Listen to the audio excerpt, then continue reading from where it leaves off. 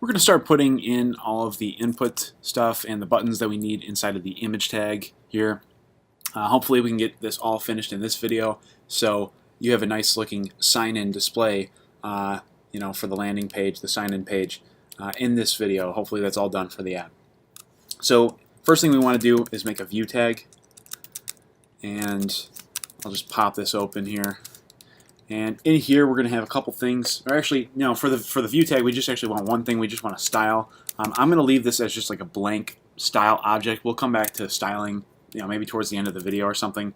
Right nested inside this view tag, I want to make a form element, and we're going to expand this out. There's some things that are going to go inside the form. Now, the form is being pulled in from our native base components, and basically what form is going to do is help us set up like our input boxes a little bit cleaner. Previously we used the header component, so remember we had a header at the top of the screen in the last app, and we had an input box inside of it for searching. This form is going to help us just make things look a little bit nice inside of Pokemon right here. So I got form here, and make sure, so we did just pull it off from native base. I almost forgot that last part. I was trying to explain that, I forgot there.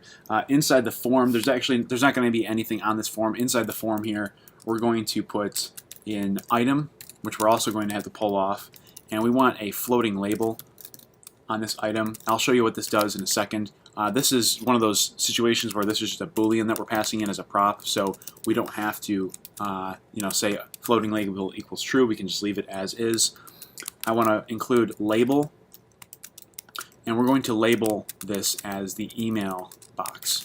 So inside label here, we can just say email, and then right below this, the last thing we need inside this item, the item children here, we need input.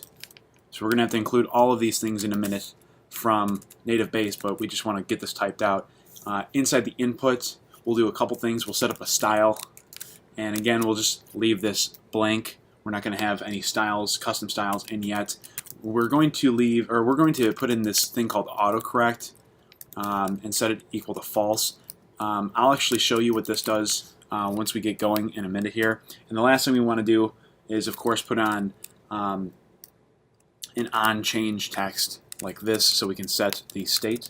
So on-change text is equal to, and inside of our parentheses we'll make an ES6 function. We'll say email, arrow, and then we're just going to set the state to email.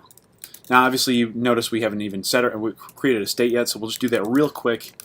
Creating a state is super easy. You just got to say state equals an object, and then we'll just say email, and right now give it some close quotation marks.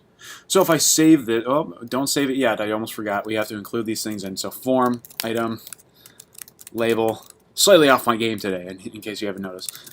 Input, and now we should be good. So I'm going to save this. It's going to rerun, and any day it should work. Hopefully, okay. So the text box is sitting all the way at the top right now. We're gonna get this into the middle in a second, but you'll notice, it looks kind of clean. We just have like a nice simple flat line here. There's a floating label, so sometimes you might have noticed this on like a really nicely designed website. It's not just like a label that says here, put your email in here.